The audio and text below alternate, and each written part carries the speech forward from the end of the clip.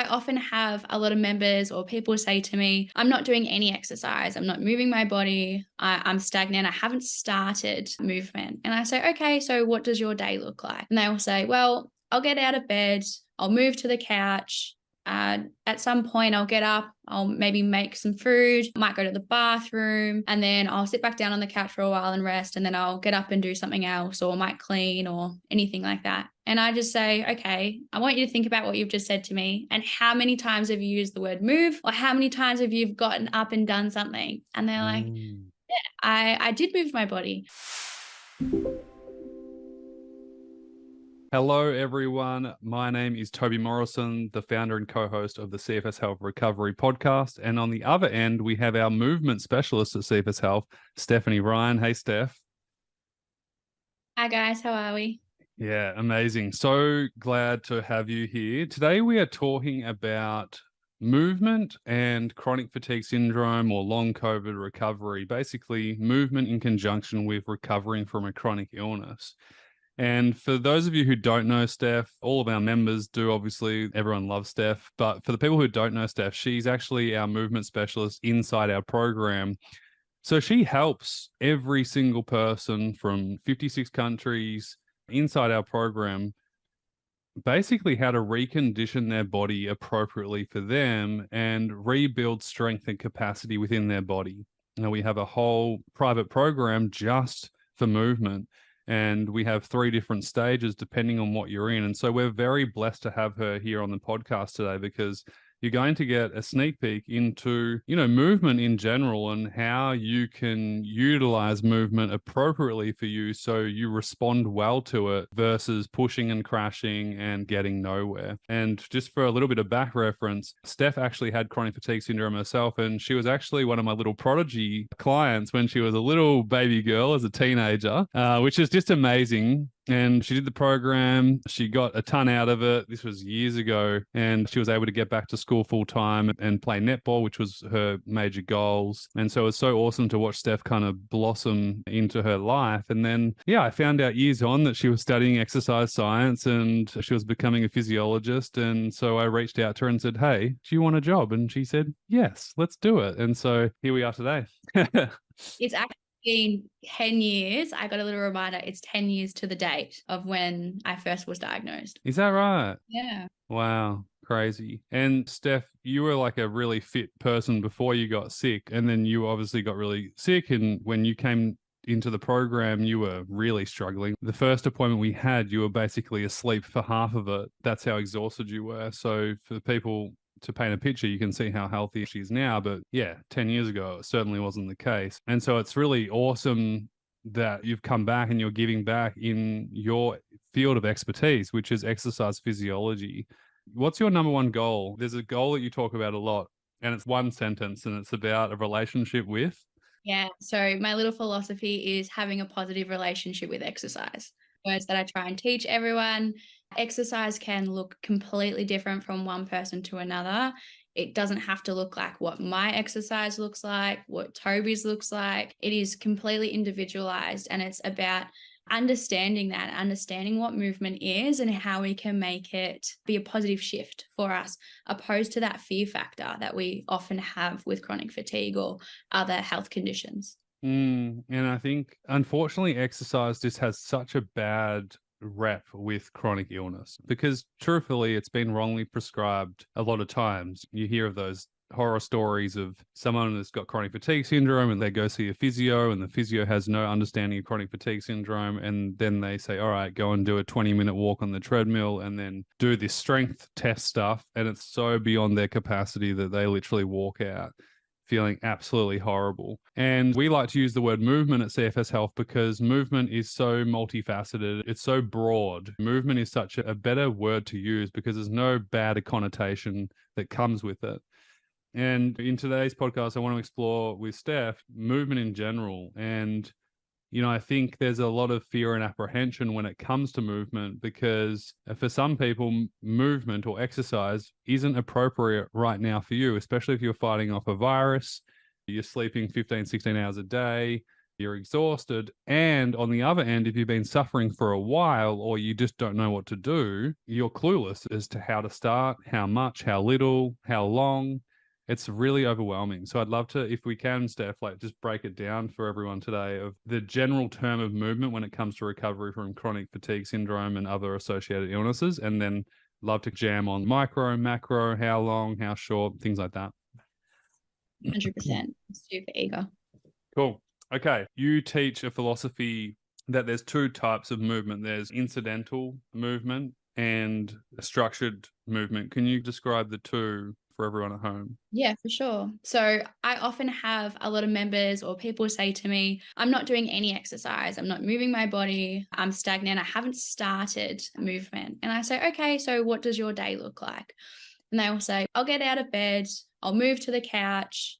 At some point, I'll get up. I'll maybe make some food. Might go to the bathroom. And then I'll sit back down on the couch for a while and rest. And then I'll get up and do something else or might clean or anything like that. And I just say, okay, I want you to think about what you've just said to me and how many times have you used the word move or how many times have you gotten up and done something? And they're like, I did move my body. And so I think the first part is incidental movement or movement that's just functional. It's moving around the house. It's emptying the dishwasher, putting clothes away. It's getting up to go to the bathroom. We're moving our body. And yes, it's not structured. And yes, for, I guess, healthy population, it doesn't seem like a big deal. But for us, it's a massive deal. It's a really big part of our journey. So I think the first thing is identifying where you're at from a movement perspective. Are you moving in bed? Can you stretch in bed? Can you get a glass of water? All of that is still important. And it's all under that banner of functional or incidental movement. The second one that I talk about is more of that structured exercise. And that's where we can have a bit more fun with it, where we add that combination of more resistance style training and aerobic, because research suggests that a combination of both provides us with the best outcomes. So often I discuss, what does that look like for you? Are you able to walk in the house? Are you able to walk in the garden? Can you do any sort of structured resistance training at home? Or can you do it elsewhere? And then we dive a little bit deeper into what that looks like from a time or session point of view. I'd love to talk more about functional daily movement because I think that's where a lot of people are at initially. You know, and we need to start there. And then I'd love to go into the structured stuff because that's my favorite thing. I think what's exciting is when a client comes to us and says, I have a goal. And my goal is to go skiing with my family, or it's a mum and she wants to be able to play with her kids more and be able to have more stamina, or go back to sport, things of that nature, whether it's bike riding, mountaineering, hiking, things like that. And so you have to start at the daily function because that's where a lot of people are at. You, at the same time, you people who are at the daily function, eventually, if you're good with this and you're consistent and you stay accountable and you start to build some resilience in your body, and we'll talk about physiological adaptation in a mo. But structured movement is exciting too because Steph's huge on this. She just ran like 3 amazing goal setting sessions in regards to movement based off which stage you're in. But then it's about tying in movement that is in line with your goals. And I think that's a real big barrier for people, Steph, who aren't in the program. They're so stuck because they don't know what their goals are. Once they do find out their goals, they have no idea what movement is actually appropriate for them. And so there's no plan. And it's like these goals and hopes and dreams are so far beyond their reach because there is no plan that's going to help them close that gap. And so I'd love to talk about that too. But for someone who's out of 10, a 1 to a 3 in terms of overall health and well-being, so not going great, not really bad, but not really good either, what would daily function look like for them to start with? Yeah, so I think right at the start, when you are almost in that stuck position or you're not too sure where you're at from a capacity point of view, it's more, can you walk to the bathroom? You might not even shower every day. You might be showering every second or third day. So it's being able to just tick off tasks that are going to benefit your day or make you smile in your day. So it's still finding that positive relationship with exercise or with movement. So I often speak about, if you can't cook or you can't make a meal, then why don't you do it in segments? And that's what we talk about, micro sessions. And I'd love to go deeper into that in a little bit. But maybe you cut the vegetables up in the morning. And then midday, when you have a little bit more energy, you might do the second phase of cooking. And then at the end of the day, you might do the third phase, which is putting it all together, just chucking it in the oven or whatever you need to do, and then eating it. And then if you still can, that last phase is at the end of the day where you might do the dishes and you might not. And so it's breaking down movement so it feels appropriate. It doesn't feel scary. And it's almost making it simplistic in your mind that, yes, I actually can achieve that movement. And overall, it's making it smaller and we're making it more achievable. And it can be with any household task. And I think that's a really important place to start with and focus on. And I also think the joy aspects, maybe it's arts and crafts, maybe it's playing the piano for 5 minutes, maybe it's playing guitar. It could be dancing in the kitchen to your favorite song for 1 minute. It doesn't have to be the chores and things like that. But it reminds me that as you start to get better, you used to hate doing chores and the laundry and the dishes and everything. But we find that as people start to get better, they start to really go celebrate, like, yes, I just did the dishes and I feel totally fine. Or I Yeah. just did all the cleaning and I feel so good. And I think, yeah, if you're at that lower capacity right now, you want to make sure that you're not trying to do everything at once. And exactly what Steph said is like breaking it down into micro sessions throughout the day, movement snacks, just like you would with your lunch. Do you want to just explain that micro mindset Yeah. when it comes to building up slowly? Yeah, so a micro session is essentially a mini session. So just as you would throughout your day, if you're hungry, you'd eat. Or if you're thirsty, you'd grab a drink of water. It's the same mini top up with exercise or with movement. So it's breaking it down that we don't need to have this big structured session or do all these types of movements where we feel exhausted. It's what feels appropriate right now. How can I make this seem less daunting and how does it make me feel? So I'm only going to do one exercise or one rep or half a meal of cooking or whatever it might be. And it's drip feeding that into your day. So it feels more appropriate. It feels that you can achieve it overall. You have that positive relationship and you don't get that feeling of, oh, am I going to crash? Have I pushed this too far? I need to rest for the rest of the day. Yeah, so it's building that consistency over intensity. Inside our Yeah. program, one of the things we talk about a lot is this rule of thumb, this framework of consistency over intensity. And the reason why, if you're not making progress, is because you're doing things with too much intensity and not enough consistency. And the common theme we hear is I woke up with lots of energy. I tried to conquer the entire day. I have a to-do list that's longer than my arm, and I tried to do everything on that to-do list because I felt good. And then I felt horrible for the next week. And what we're saying is no, don't go and spend all your energy credits in one day. Build up appropriately. And micro sessions and commitments each day is actually going to build more consistency over time, which will then allow you to physiologically adapt to being able to handle a bigger capacity over time. Exactly, 100%. And it helps us improve or have that early exposure to exercise or to movement that we didn't think that we'd be able to do. Because when we break it down in any situation or any aspect of life, if we break down a problem or whatever it might be, it's a lot easier to achieve in smaller doses. So it's a really great place to start if you're trying to just increase or understand movement in your day. So good. I think also one of the hard things for a lot of people is that each day isn't always the same. So one day they feel like a 5 out of 10, the next day they feel like a 2 out of 10. And so one of the things that we teach as well is that body wisdom to know what to do and when to do it. And that's about tuning in to how you're feeling on an overall level, not tuning into your symptoms, but just tuning into your overall general health and well-being feeling. So then you can make decisions from there. Do you want to speak to that for a moment and share your thoughts with that? Yeah. I often ask people maybe what their week looks like if they struggle from day to day, if it's very different.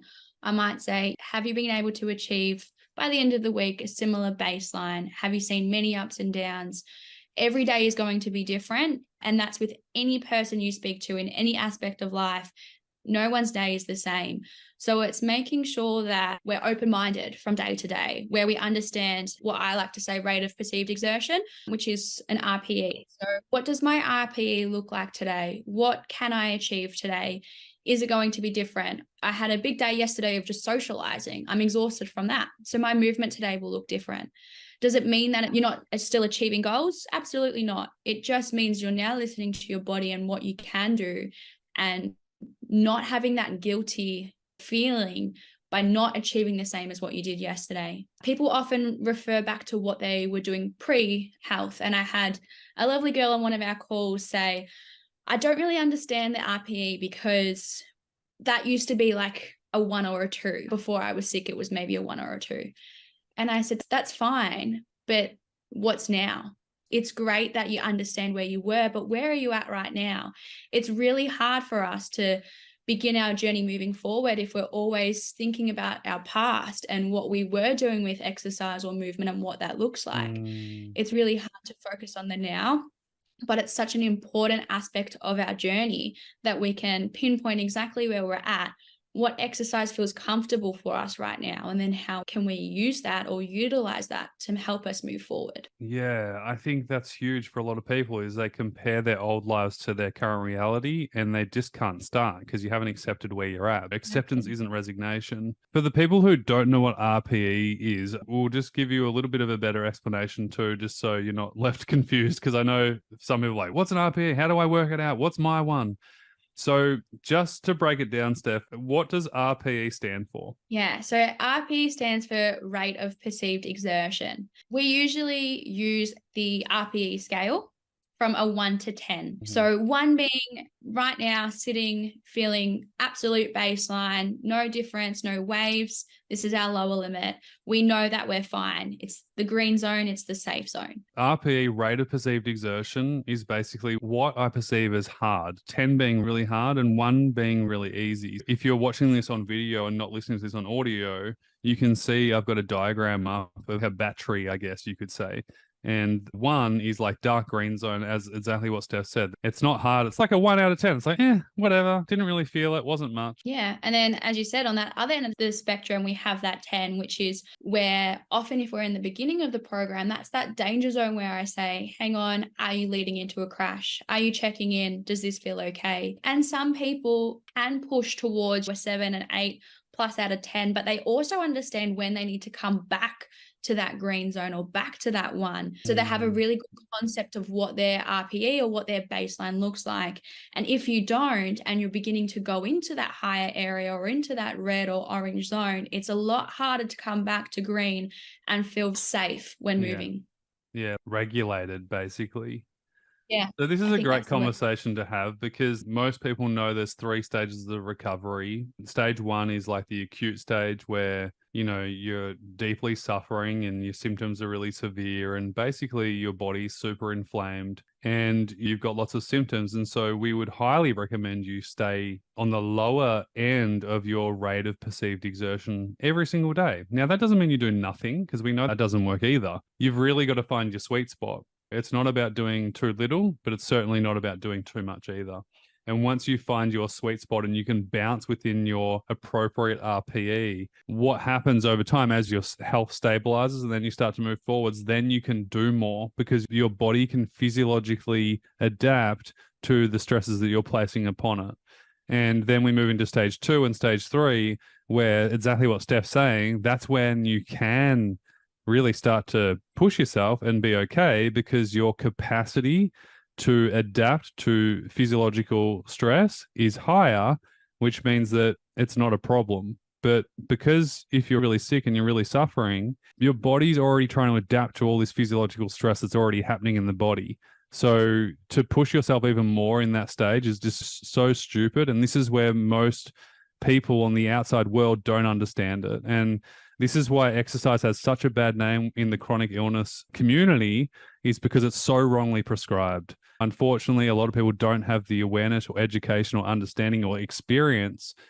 And then they see a chronic fatigue patient and they push them to an RPE of 8, 9, or 10 when they should only be down below a 3. And they wonder why they feel like crap. And so, yeah, this is a framework that we teach inside our program. Obviously, we go way deeper into it, but you get the gist of maybe why you've been redlining so much is what we call it, where you're beyond your threshold for too long and your body's not adapting properly and appropriately. Interesting. I think people are like, that's interesting.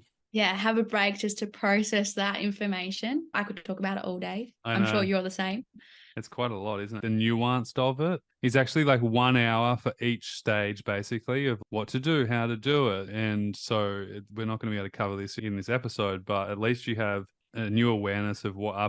RPE is and the framework to basically help you stop pushing, crashing, and then build your strength and resilience and capacity over time so you can physiologically adapt to stress better. And I think the RPE scale is so great because you can use it in all different ways. You can use it for specific or structured exercise. If you're doing that, you can do it with household movement. The examples we used before, like cooking or playing with your kids or all of that, you can still use the RPE scale or a rating for that. Yeah, you can use it in multiple areas, which I love.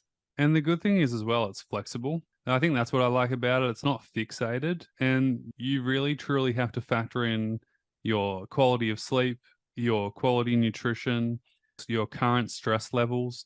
All of these things need to be factored in to then know what's appropriate for you on each given day or week. You might be in stage 3, absolutely doing really well. We've got clients who are 15 months into our program. They're absolutely doing great. They're integrating back into life. They're traveling, they're living, and they might also be dealing with some life stresses and situations, but they have the wisdom now to know, you know what, I haven't slept that much. I've been pretty stressed lately. My food hasn't been as good. My nutrition intake hasn't been as great. I'm not going to push myself to my upper limits of my RPE, and I'm going to actually back it off. I'm still going to do something, but I'm just going to do it more appropriate for how I feel right now. Yeah, 100%. And I think too, just to add on that, what something was yesterday where it was a 2 out of 10, let's say, it might be a 5 out of 10 today. Mm. So it's acknowledging that with each day, there's going to be inconsistencies.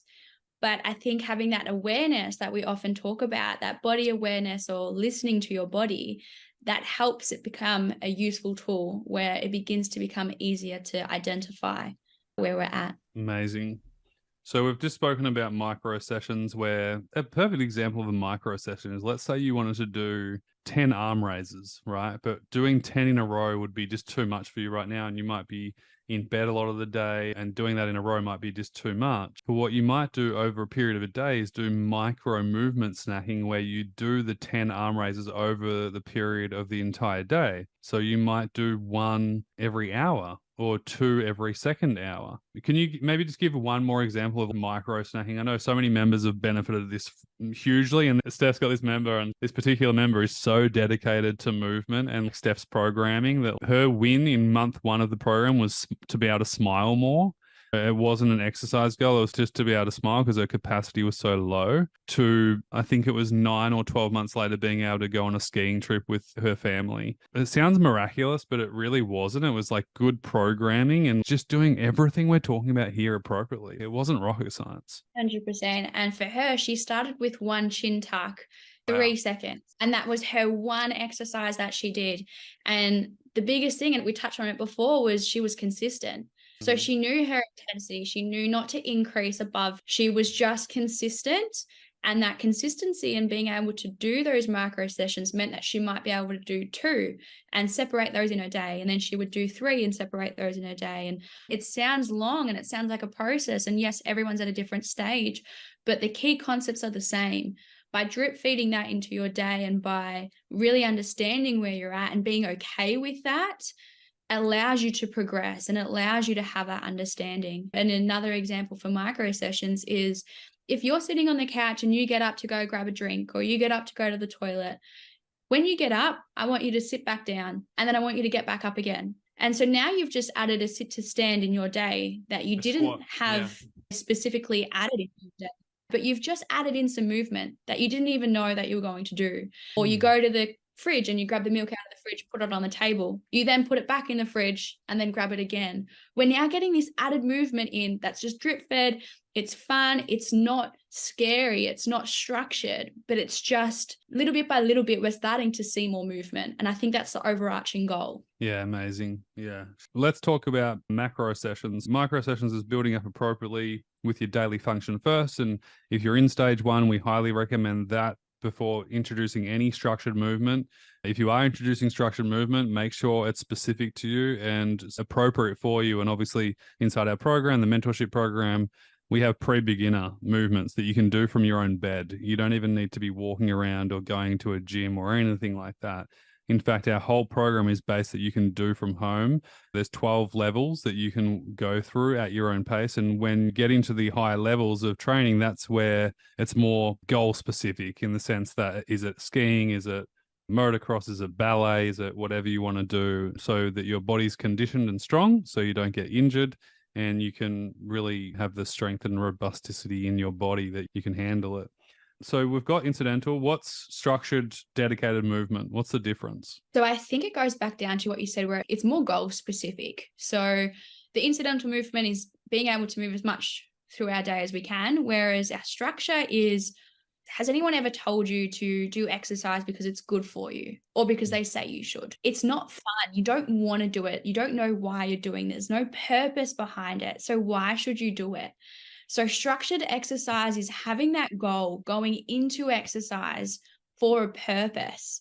And it's feeling comfortable. You're excited about moving your body. You understand what you want your body to do. And it's structured in the sense that you have a plan and you have a step-by-step process, whether it's exercises that are in the program or it's ones that you've been prescribed or you want to do, but it's having that structure, it's having that purpose.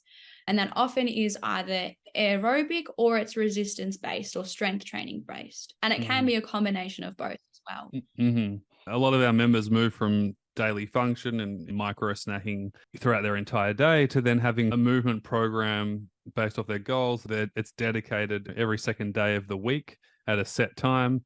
And I guess you could treat it like a personal training session where at 4:30 on a Monday, Wednesday, and Friday, you know that you're going to sit down on your floor and do your restorative strength training session. And that doesn't need to be a 30-minute session. For someone who's starting out, it might be 3 minutes, it might be 5 minutes. It might be a combination of strength and mobility and flexibility versus just doing squats and push-ups and things of that nature. And it's pretty cool because we get to see people transform from micro daily function where they haven't touched any movement program specifically to then getting strong enough to be like, all right, I think it's time to strengthen my glutes and fix my back and my posture. And I want to get stronger with my upper body. And then they start to do this strength training, which doesn't just affect your freaking muscles, it affects every area of your life.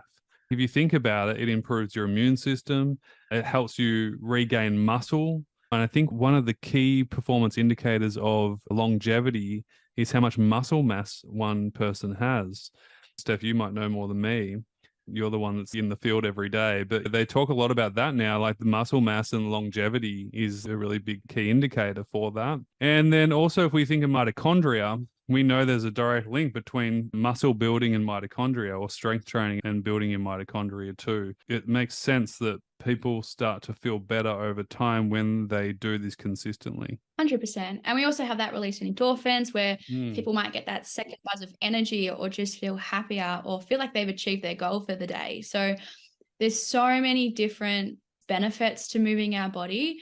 And a lot of them come when we begin to have that structure, where we have that routine, we have that positive relationship with exercise, where we go into it, we know what we're doing, we know why we're doing it, and we make it tailored to us and we make it fun. And I think that's the biggest philosophy that I live by is, how can I make this fun? How can I make this fun, not only for me, but for every member? What do they like? What are their goals? And what is the overarching why? If you know your why factor, it is a lot easier to go in with a positive mindset than to just do it because someone told you to. Yeah. And I also think a lot of people who aren't getting the right help, you're probably really scared right now because you're like, oh, but what if I overdo it? That's the whole reason why our program exists, is so you don't overdo it and you work within your RPE that's appropriate for you, and then you build from there. And it's not always about progressing, it's about maintaining too. I think a lot of people just think they just need to keep progressing, keep progressing. But do you want to just quickly, before we wrap up, I'd love you to talk about progressive overload, maybe just so people at home can understand the idea of progressive overload. And it's not to constantly progressively overload your body all the time, but we need maintain periods. Yeah. So essentially, I often describe this in an education way to the members. But if you do some sort of exercise and it's hard, it feels good, but it's hard, the brain goes, oofed, didn't like that. I want to adapt because I don't want to experience that again. It wasn't that fun for me. And so the brain adapts and the muscles get stronger, and we have supercompensation, which is a fancy word for saying, yep, I'm going to adapt. I'm going to be able to handle this next time. So we have this adaptation period. And then we do the same exercise again and it feels easier. And we keep this consistent pattern and it's like, hang on, we've got a rhythm. This is good. I found my mojo. But then if we don't continue to progress, we are now stagnant because we're no longer looking for the next thing, or we're no longer challenging us. So what we do is we often improve. And I usually say to members, let's progress by 5 to 10%. Let's find what's appropriate for you to then progress. And we increase, and it might only be one exercise at a time or one day. It doesn't need to be your whole weekly load because we don't want to jump up by a whole week's load. We might pick one exercise in the one day that we've progressed first, and we see how our body adapts to that. And again, we might be doing that for 2 weeks, might be longer, and we see if we can consistently get that nice baseline to stay the same or to see that adaptation occur.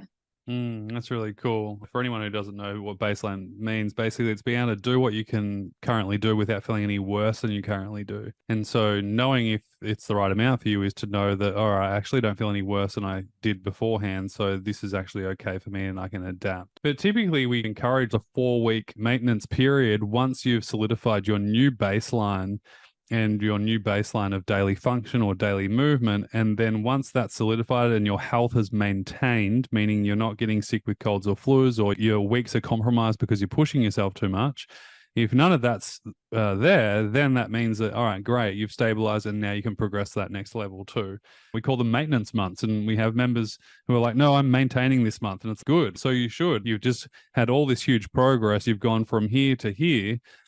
And now you do need to just maintain it and make your newfound level of progress normal. Yeah. And I think the maintaining stage is a really nice stage to be in because you feel confident, you feel comfortable, you're enjoying your exercise, and you can begin to focus on other things or other aspects of what you're trying to work on as well, whether it's stress levels, whether it's mindfulness, anything in that asset or in that space. You're confident where you're at right now with exercise and where your next goal is and what you want to be able to achieve. And it's slowly putting those things into place to be able to do that. So good.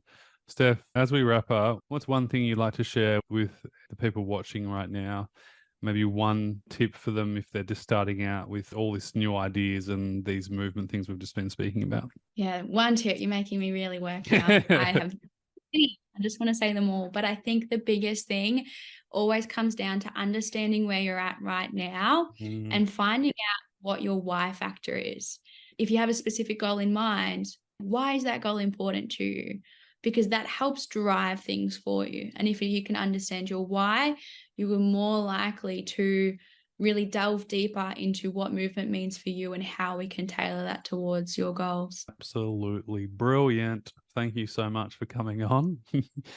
You're amazing. Pleasure. If you found this helpful, make sure you subscribe to the channel, give it a thumbs up and leave a comment and let us know what was your biggest insight from this session. There were so many key takeaways here. And of course, if you want more in-depth help, go and apply for the online mentorship program. This is where we'll be able to help you with everything we spoke about today in a kind of short period of time on a big level to make it relevant for you and help you move forward. So sending you a ton of love, Steph, Ryan. Thank you so much for joining. Appreciate you. And we'll see you soon. So much. Au revoir. Bye.